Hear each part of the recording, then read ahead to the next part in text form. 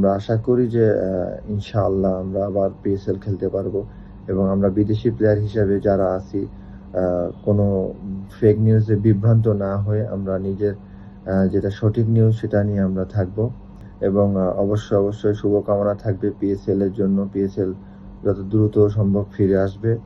বাংলাদেশের পক্ষ থেকে অনেক শুভকামনা এবং প্রার্থনা। ইনশাআল্লাহ খুব দ্রুতই শান্তি ফিরে আসবে সবার মাঝে। এবং আমার পক্ষ থেকে যদি কোনো ভুল তথ্য দিয়ে থাকি বা কোনো ভুল করে থাকি বা কোনো ভুল নিউজ দিয়ে থাকি তো ক্ষমার দৃষ্টিতে দেখবেন। PSL একটা লাহোর কালান্দাজ ফ্যামিলির মতো।